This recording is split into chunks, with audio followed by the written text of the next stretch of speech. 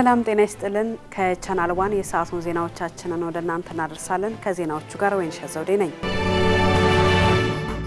ኢትዮጵያና ቻይና የኢትዮ ጅቡቲንና የአዲስ አበባ ቀላል ባቡር መስመርን ማዘመን በሚቻልባቸው ጉዳዮች ላይ መስማማታቸውን የውጭ ጉዳይ ሚኒስቴር አስታወቀም። የውጭ ጉዳይ ሚኒስትሩ ጌዲዮን ጢሞቴዎስ የአፍሪካ ጉብኝታቸውን በኢትዮጵያ ከጀመሩ ከቻይናው የውጭ ጉዳይ ሚኒስትር ዋንግ ዩን ጋር ተወያይተዋል። ሁለቱ ሚኒስትሮች ባደረጉት ውይይት ኢትዮጵያና ቻይና በኢትዮጵያ ያለውን የኢትዮ ጅቡቲንም ሆነ የአዲስ አበባ ቀላል ባቡርን ማዘመን በሚቻልባቸው ጉዳዮች ላይ መስማማታቸውን የመካከለኛው ምስራቅ የኤስያና ፓሲፊክ ሀገራት ጉዳዮች ዳይሬክተር ጄኔራል አምባሳደር ዳዋኖ ከድር ገልጸዋል። በኢትዮጵያና በቻይና መካከል ያለው የኢኮኖሚ ትብብር ቀጣይነት ባለው መልኩ እያደገ በመምጣቱ በሁለቱ ሀገራት ያለውን ንግድና ኢንቨስትመንት እንዲስፋፋ ማድረጉ ተገለጸ። ጸጋኔ ተሰማ ተጨማሪ አላት። የኢፌሪ የመንግስት ኮሚዩኒኬሽን አገልግሎት የኢትዮጵያና ቻይናን ግንኙነት በተመለከተ መግለጫ አውጥቷል። የሁለትዮሽ የንግድ ልውውጥ ከ13 ቢሊዮን የአሜሪካ ዶላር የበለጠ ሲሆን ይህም ቻይና ኢትዮጵያን ዋነኛ የንግድ አጋር ማድረጓ ማሳያ ነው። ኢትዮጵያም ከቻይና የምታስገባው ምርት በተጠናቀቀው ዓመት መጀመሪያ ጭማሪ ያሳየ ሲሆን በመጋቢት ወር ብቻ 1.57 ቢሊዮን የአሜሪካን ዶላር ደርሷል። ይህም ከባለፈው ዓመት ጋር ሲነጻጸር 22 በመቶ ጭማሪ ያሳይቷል። ለኢትዮጵያ ዲጂታል ጉዞ የመሰረተ ልማትና የፋይናንስ ተደራሽነት ማስፋፋት በተለይ ከባቡር ሀዲድ ዝርጋታ ከኢንዱስትሪ ፓርኮች እስከ የኃይል ማመንጫ ፕሮጀክቶች ድረስ የተገኙ ስኬቶች የሁለቱን ሀገራት የኢኮኖሚ አጋርነትን አጠንክሯል። የቻይና የውጭ ጉዳይ ሚኒስትር ዋንግ ዩ የፈረንጆቹን 2026 አዲሱን ዓመት የውጭ ሀገር ጉብኝታቸውን በአፍሪካ በይፋ እንደጀመሩ ይታወቃል። ጉብኝቱ ኢትዮጵያ፣ ሶማሊያ፣ ታንዛኒያና ሌሴቶን ያካተተ ሲሆን ይህም ቻይና ለአፍሪካ ቀንድና ለቀሪው የአፍሪካ ሀገራት የምትሰጠውን ትኩረት ማሳያ ነው ተብሏል። የቻይና የውጭ ጉዳይ ሚኒስትሩ በኢኮኖሚ፣ ንግድ፣ መሰረተ ልማት፣ የኃይል አቅርቦትና ትራንስፖርት አዲስ እየተፈጠሩ ያሉ እንደ ኢኮሜርስ፣ ዲጂታል ኢኮኖሚ፣ ሰው ሰራሽ አስተውሎትና አረንጓዴ ኃይል ልማት ላይ ተወያይተዋል። ኢትዮጵያና የተባበሩት አረብ ኤሚሬትስ ስትራቴጂካዊ አጋርነታቸውን ይበልጥ ለማጠናከር የሚያስችሉ አዳዲስ ስምምነቶችን ተፈራረሙ። ሀገራቱ ከተፈራረሟቸው ጉዳዮች መካከል የመከላከያና የኢኮኖሚ ትብብር አንዱ ሲሆን ሀገራቱ በመከላከያ በጸጥታና በኢኮኖሚ ጥቅሞቻቸው ዙሪያ አብሮ ለመስራት እንዲሁም የየሀገራቸውን ሉዓላዊነትና የግዛት አንድነት ለማክበር ያላቸውን ቁርጠኝነት በድጋሚ አረጋግጠዋል።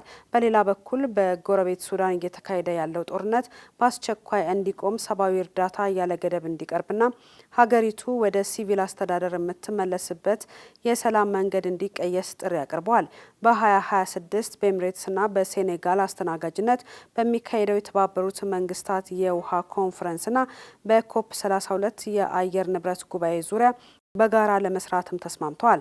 የኤሚሬትስ የውጭ ጉዳይ ሚኒስትር ዴታ ሼክ ሻክቡት ቢን ናህያን በአዲስ አበባ ባደረጉት ጉብኝት የሁለቱ ሀገራት ግንኙነት በጋራ መከባበር ላይ የተመሰረተ መሆኑንም ገልጸዋል።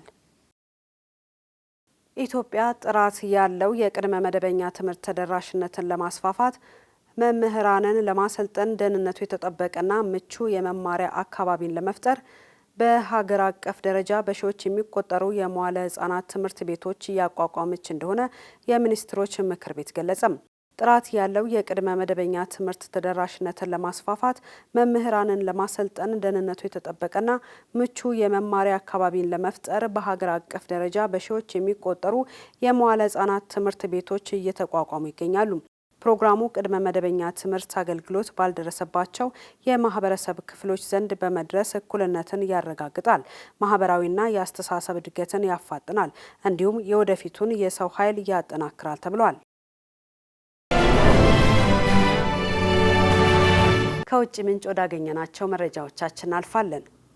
የአሜሪካው የጠፈርና የህዋ አስተዳደር ናሳ በአሁኑ ወቅት በዓለም አቀፉ የጠፈር ጣቢያ ላይ ተልዕኳቸውን እየተወጡ በሚገኙ ጠፈርተኞች ላይ ባጋጠመ የጤና እክል ምክንያት ወደ መሬት ቀድሞ ሊመልሳቸው መሆኑን አስታውቋል። አማሩ ገብሩ ተጨማሪ አለው። እንደ ናሳ መግለጫ ከሆነ የውሳኔ ሊተላለፍ የቻለው በአንዱ የቡድን አባል ላይ የታየው የጤና ሁኔታ አስቸኳይ ክትትልና ጥንቃቄ የሚያስፈልገው በመሆኑ ነው። ምንም እንኳን የግለሰቡ ምንነትና የህመሙ አይነት በግልጽ ባይነገርም የጠፈርተኞቹን ደህንነት ለማረጋገጥ ሲባል ተልዕኮው ተቋርጦ ወደ መሬት እንዲመለሱ ማድረግ ብቸኛው አማራጭ ሊሆን እንደሚችል ተመላክቷል። በጠፈር ጣቢያው ላይ የሚቆዩ ጠፈርተኞች ለረጅም ጊዜ በዜሮ ስበት ዜሮ ግራቪቲ ውስጥ ላይ በመቆየታቸው ምክንያት ለተለያዩ የጤና ችግር እንደ አጥንት መሳሳት፣ የእይታ መለወጥ እና የልብ ምት መዛባት ሊጋለጡ እንደሚችሉ ይታወቃል። ናሳ በአሁኑ ወቅት ከሩሲያና ከሌሎች አጋር የጠፈር ድርጅቶች ጋር በመሆን ጠፈርተኞችን በሰላም ለመመለስ የሚያስችል የድንገተኛ ጊዜ እቅድ እያወጣ መሆኑ ተገልጿል። ጠፈርተኞቹ በምን ያህል ጊዜ ውስጥ ወደ መሬት እንደሚመለሱና ተልዕኳቸው በሌላ ቡድን ስለመተካቱ ዝርዝር መረጃዎች በቀጣዩ ቀናት ይፋ ይደረጋሉ ተብሏል። ከ6 የአፍሪካ ሀገራት ወደ አሜሪካ ለመጓዝ የቪዛ ማመልከቻ የሚያስገቡ መንገደኞች $400 በላይ እንዲከፍሉ ተወስኗል። መሐሌት ደመላሽ ከ6 የአፍሪካ ሀገራት ወደ አሜሪካ ለመጓዝ የቪዛ ማመልከቻ የሚያስገቡ መንገደኞች አዲስ በተጣለው $250 የቪዛ ታማኝነት ክፍያ ምክንያት ከፍተኛ ወጪና ጥብቅ ፍተሻ እየተጋረጠባቸው መሆኑ ተገልጿል። እንደ አውሮፓውያን አቆጣጠር በጥቅምት 2025 በይፋ መተግበር የጀመረው ይህ አዲስ መመሪያ አጠቃላይ የቪዛ ማመልከቻ ወጪን $435 በላይ ከፍ አድርጎታል። አዲሱ መመሪያ ተግባራዊ የሚሆኑባቸው ሀገራት ደቡብ አፍሪካ፣ ናይጄሪያ፣ ግብጽ፣ ሞሮኮና ዚምባብዌ ሲሆኑ መንገደኞቹ ከክፍያው በተጨማሪ ጥብቅ የዲጂታልና የባዮሜትሪክ መስፈርቶችን እንዲያሟሉ ይጠበቅባቸዋል። መስፈርቶቹ የ5 ዓመት የሶሻል ሚዲያ ታሪክን፣ የ10 ዓመት የኢሜል መረጃዎችንና በሞባይል መተግበሪያ የሚታዘዝ የፊት ገጽታ ማረጋገጫ ማቅረብን ያካትታሉ። የአሜሪካ መንግስት ለውጡን ያደረገው የቪዛ ማጭበርበርን ለመከላከልና የቪዛ ጊዜያቸው አልፎ በሀገሪቱ የሚቆዩ ሰዎችን ለመቆጣጠር መሆኑ ቢገለጽም ውሳኔው ለአፍሪካውያን አመልካቾች ከባድ የገንዘብና የቢሮክራሲ ጫና መፍጠሩም ተነግሯል። አጠቃላይ $439 የሚደርሰው ክፍያ $185 ለመደበኛ የቪዛ ማመልከቻ፣ $250 ለታማኝነት ክፍያና $4 ለተጓዦች መረጃ ማቀነባበሪያ የሚውል ነው። ይህን ተከትሎ እንደ ማሊ፣ ቡርኪና ፋሶና ኒጀር ያሉ አንዳንድ የአፍሪካ ሀገራት በተመሳሳይ የአሜሪካ ዜጎች ላይ ጥብቅ የቪዛ መስፈርቶችን በመጣል የአጸፋ እርምጃ መውሰድ መጀመራቸውም ተመላክቷል። ውሳኔው በተለይ ተማሪዎች፣ ቱሪስቶችና የንግድ ተጓዦች ላይ የጊዜ መጓተትና የኢኮኖሚ ጫና እንደሚያሳድር ተንታኞች ገልጸዋል። በስራ ላይ ከመጠን በላይ መጨነቅ ይሰማችኋል? መፍትሄው በፓርክ ውስጥ የእግር ጉዞ እንደማድረግ ቀላል ሊሆን እንደሚችል በአሜሪካ የወጣ አዲስ ሪፖርት አመላክቷል። በስራ ቀን ውስጥ አነስተኛ መጠን ባለው ሁኔታ ለተፈጥሮ ተጋላጭ መሆን ሕይወት ላይ አስፈላጊ ሚዛንና የመረጋጋት ስሜት እንደሚሰጥም ጭምር ሪፖርቱ አመላክቷል። ሪፖርቱን ተመልክታ ተከታዩን ዘገባ ያዘጋጀችልን ሪፖርተራችን ሊዲያ ዝናቡ ናት። ለብዙ ሙያተኞች የስራ ቀናቸው ከተፈጥሮ ጋር ሳይገናኙ የሚውሉበት ነው። ታዲያ በዚህ ጉዳይ ላይ ሳይኮቴራፒስት የሆነችው አና ሮዝ ስሚዝ በየዕለቱ በጥቂቱም ቢሆን አንድ ከተፈጥሮ ጋር ሊያገናኘን የሚገባ ተግባር ብናከናውን ውሏችንን ሙሉ በሙሉ የሚቀይር መሆኑን አስረድታለች። አና የምሳ ሰዓት እረፍቷን ውጪ በመውጣት ዛፎች ያሉበትና ወፎች በሚዘምሩበት ቦታ ላይ ማሳለፍ በመጀመሯ ብዙ ለውጥን አይታበታለች። በመሆኑም አሁን ላይ ኩባንያዎች ይህንን ልምምድ እያበረታቱት ይገኛል። የተለያዩ ድርጅቶችም ከቤት ውጪ ጊዜያቸውን እንዲያሳልፉ ኔቸር ቻሌንጅ ወይም የተፈጥሮ እንቅስቃሴን ለሰራተኞቻቸው አስጀምረዋል። ፎርድ ኩባንያም ዋና መስሪያ ቤቱን የእግረኛ መረማመጃዎችንና ከቢሮ ውጪ የሆኑ መሰብሰቢያ ስፍራዎችን የሰራተኞችን ደህንነት ለማረጋገጥ አዘጋጅቷል። ስብሰባዎችን ውጪ እየተራመዱ ማከናወንና ከስራ ባልደረቦች ጋር አጭር የሆነ የየዕለት የእግር ጉዞ ማድረግ ለጤና እጅግ ወሳኝ መሆኑም ተመላክቷል። አመቺ ከሆነ ለመጓጓዣነት ብስክሌትን መጠቀም እንዲሁም በስራ ቦታ መስኮት ያለበት ስፍራ መቀመጥ ከተፈጥሮ ጋር ጥሩ የሆነ ግንኙነትን ለመፍጠር ይረዳል። ይህንን አካሄድ የተጠቀሙ ሰራተኞች የበለጠ ትኩረት እንዲያደርጉ፣ ጭንቀት እንዳይሰማቸው እንዲሁም አዎንታዊ እንዲሆኑ በእጅጉ እንዳገዛቸው አስረድተዋል። ዘገባው የአሶሺየትድ ፕሬስ ነው። የ1 ዓመት ከ6 ወር ህጻን አዳዲስ ቃላትን መስማት እንደሚችለው ሁሉ በሃንጋሪ የተጠናው ጥናት ደግሞ አንዳንድ ውሾች አዳዲስ ቃላትን በቀላሉ መስማት እንደሚችሉ አመላክቷል። ሄሮዳን ንጉሴ ተጨማሪ ይዛበታለች። ሳይንስ ጆርናል ላይ የታተመውና በሃንጋሪ ተመራማሪዎች የተጠናው ጥናት እንዳመላከተው አንዳንድ ብልህ ውሾች አዳዲስ ቃላትን በቀጥታ ሳይማሩ የሰዎችን ውይይት በመስማት ብቻ መረዳት እንደሚችሉ አመላክቷል። በሙከራው ውስጥ ባለቤቶቻቸው ለውሾቹ አዲስ ዕቃዎችን አሳይተው አንዳንዴ በቀጥታ ሲያነጋግሯቸው፣ አንዳንዴ ግን ውሾቹ ሳይመለከቱ ስሞችን በውይይታቸው ውስጥ ብቻ የተናገሩ ሲሆን ውሾቹ ግን እነዚህን ቃላት በመስማት ብቻ ሊረዷቸው እንደቻሉ ተረጋግጧል። በጥናቱ 10 በፊትም ብዙ የዕቃ ስሞችን መማር የቻሉ ውሾች የተካተቱ ሲሆን ውጤቱ የሚያሳየውም ከ10 ውሾች 7ቱ አዲስ የተሰየሙ የዕቃ ስሞችን በትክክል መለየትና መምረጥ መቻላቸውን ነው። ከዚህም በላይ አንዳንዶቹ ውሾች ቃላቶቹን ከ2 ሳምንት በኋላም እንደሚያስታውሱ ተገልጿል። ተመራማሪዎቹ እነዚህን ጊፍትድ ወርድ ለርነር ወይም ቃላትን በፍጥነት የሚማሩ ውሾች ሲሉ ሰይመዋቸዋል። ተመራማሪዎቹ ይህ ችሎታ በሁሉም ውሾች ላይ እንደማይገኝና በተለይም እጅግ ብልህ በሆኑ ውሾች ላይ ብቻ የሚገኝ ነው ያሉ ሲሆን የእነዚህ ውሾች ከሰው ጋር ያላቸው የመግባባት ችሎታ እንደተጠናከረና ከህፃናት የቃላት መማር ጋር ተመሳሳይነት እንዳለው ተብራርቷል። ዘገባው የሲኤንኤን ነው። ለአካባቢ ተስማሚ የሆኑ ወይም ኤኮ ፍሬንድሊ የመጸዳጃ ቤት ወረቀት በየቦታው የተለመደ ሆኗል። ይሁን እንጂ አዳዲስ ሪፖርቶች ለአካባቢ ጥበቃ የተወሳሰበ ምርት ሊሆን እንደሚችል ይጠቁማሉ። እንደ ቀርከሃና እንደገና ጥቅም ላይ የዋለ ይዘት ያሉ አማራጮች ዘላቂነት እንደሚኖራቸው የሚታመን ቢሆንም ነገር ግን ትክክለኛው የአካባቢ ተጽዕኖ እነዚህ ምርቶች እንዴትና የት እንደሚዘጋጁ የሚያጠነጥን መሆኑን ባለሙያዎች ያስረዳሉ። ሊዲያ ዝናቡ ተጨማሪ አላት።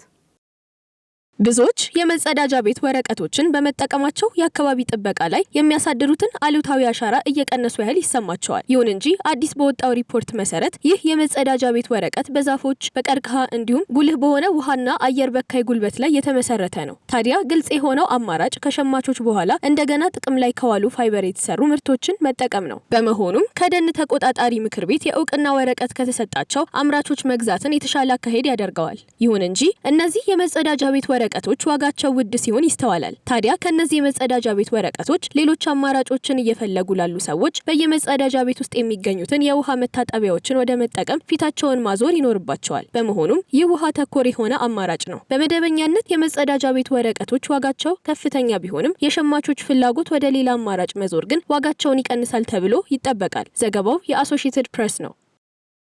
እንደ ቫይታሚን ሲና ማግኔዥየም ንጥረ ነገሮችን የያዙ እንክብሎች ተፈላጊነታቸው እየጨመረ የመጣ ቢሆንም በአግባቡና በመጠናቸው ካልተወሰዱ ጉዳት እንደሚያስከትሉ የጤና ባለሙያዎች ይናገራሉ።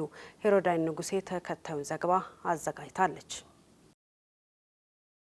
በአሁኑ ዘመን ሰዎች ጤናቸውን ለማሻሻል የተለያዩ የንጥረ ነገርና የቫይታሚን እንክብሎችን እየወሰዱ ይገኛሉ። ነገር ግን ከዘጋርዲያን ጋር ቆይታ ያደረጉ ባለሙያዎች እነዚህ መድኃኒቶች ያለ አግባብ ከተወሰዱ የጤና ላይ አደጋ ሊያስከትሉ እንደሚችሉ ያስጠነቅቃሉ። ባለሙያዎች እንደሚገልጹት እያንዳንዱ ቫይታሚንና ንጥረ ነገር የተፈቀደለት ዕለታዊ መጠን አለው። ለምሳሌ ቫይታሚን ዲ፣ ካልሲየም፣ ቫይታሚን ሲና ማግኒዥየም ከተገቢው መጠን በላይ ሲወሰዱ የኩላሊት፣ የሆድና የልብ ችግሮችን ሊያስከትሉ ይችላሉ። እንዲሁም ብዙ የንጥረ ነገር እንክብሎች በገበያ ላይ ከመሸጣቸው በፊት በቂ የመንግስት ቁጥጥር አይደረግባቸውም። ስለዚህም በሚመለከታቸው አካላት የተፈተሹና የተረጋገጡ ምርቶችን ብቻ መጠቀም እንዳለብን ባለሙያዎቹ ይመክራሉ። እንዲሁም ከመድኃኒት ጋር አብሮ የሚወሰዱ ንጥረ ነገሮች የመድኃኒቱን ተጽዕኖ ሊቀንሱ ወይም ሊጨምሩ ይችላሉ። በዚህም ምክንያት ማንኛውም ሰው እንክብሎቹን መውሰድ ከመጀመሩ በፊት ሐኪም ማማከር ይገባዋል። ስለዚህም የንጥረ ነገርና የቫይታሚን እንክብሎች የጤና ጠቀሜታ ቢሰጡም ያለ አግባብ ስንጠቀማቸው ግን ከጥቅማቸው ይልቅ ጉዳታቸው ሊያመዝን እንደሚችል ከዘጋርዲያን ጋር ቆይታ ያደረጉ ባለሙያዎች ያሳሰቡ ሲሆን የምግብ ንጥረ ነገሮችን ከተፈጥሯዊ ምንጮች መመገብን እንደ መጀመሪያ አማራጭ ማድረግ ደግሞ የሚበረታታ ሀሳብ ነው። የአሜሪካ መንግስት ለብሔራዊ አመጋገብ ስርዓት ግልጽ የሆነ አዲስ መመሪያ አውጥቷል። የወጣው የፌዴራል የአመጋገብ መመሪያ አሜሪካውያን በፋብሪካ ከተቀነባበሩና ተጨማሪ ስኳር ከገባባቸው ምግቦች ይልቅ ተፈጥሯዊ ምግቦችንና ፕሮቲንን በእጥፍ ጨምረው እንዲመገቡ ያሳስባል። ሊዲያ ዝናቡ ተጨማሪ አላት። ከሰሞኑ አሜሪካ በዜጎቿ የአመጋገብ ስርዓት ዙሪያ አዲስ መመሪያን አውጥታለች። ይህ መመሪያም ከግማሽ በላይ የሚሆነው የአሜሪካ ሕዝብ የሚመገበውን በከፍተኛ ሁኔታ በፋብሪካ የተቀነባበረ ምግብ፣ በዋናነት የተጠበሰ ቺፕስ፣ ኩኪሶችና ጣፋጮችን ከአመጋገብ ስርዓታቸው ማስወገድ እንዳለባቸው ያትታል። በመሆኑም ከነዚህ በፋብሪካ የተቀነባበሩ ምግቦች ይልቅ የፕሮቲን ፍጆታቸውን በእጥፍ መጨመር እንደሚኖርባቸው 10 ገጽ ባለው ሰነድ ላይ አስፍረዋል። ታዲያ እነዚህ መመሪያዎች ለብሔራዊ የምግብ መርሃ ግብሮች እንደ የጀርባ አጥንት ናቸው። በተለይም ብሔራዊ የትምህርት ቤት የምሳ መርሃ ግብር በየቀኑ 30 ሚሊዮን ህጻናትን የሚመግብ በመሆኑ ከፍተኛ ለውጥን ያመጣል ተብሎ ይታመናል። ይህ የአመጋገብ መመሪያና ደንብ ገና ካሁኑ ብዙ ክርክሮችን እያስነሳ ይገኛል። ቢሆንም ግን የዚህ መመሪያ መሰረታዊ ግብ የዜጎች በፋብሪካ የተቀነባበሩ ምግቦችን ፍጆታ በእጅጉ በመቀነስ በማዕዳቸው ላይ የበለጠ አትክልቶችን እና ተፈጥሯዊ ምግቦችን እንዲያካትቱ ማድረግ ቢሆንም ይህ ብሔራዊ የአካሄድ ለውጥ ግን ረጅም ጊዜን የሚፈጅና ውስብስብ ነው ተብሏል። ዘገባው የአሶሺየትድ ፕሬስ ነው።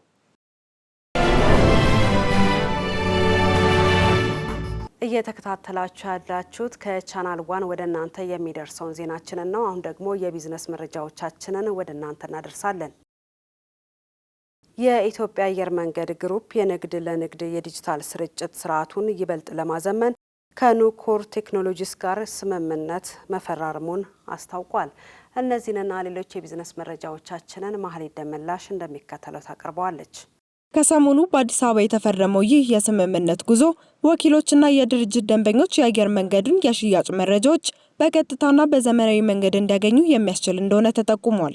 በዚህ አዲስ አጋርነት አማካኝነት የአየር መንገዱ የጉዞ ወኪል ፖርታል በዓለም ዙሪያ የሚገኙ ከ2000 በላይ ደንበኞችን ይበልጥ ፈጣን በሆነ መንገድ ለማገልገል እንደሚያስችለው ተመላክቷል። ስርዓቱ የላቀ የሪፖርትና የትንታኔ መረጃዎችን የሚያቀርብ ሲሆን የተለያዩ የክፍያ አማራጮችን፣ የሆቴል ፓኬጆችንና ተጨማሪ አገልግሎቶችን በዲጂታል አማራጭ ለማቅረብ ያግዛል።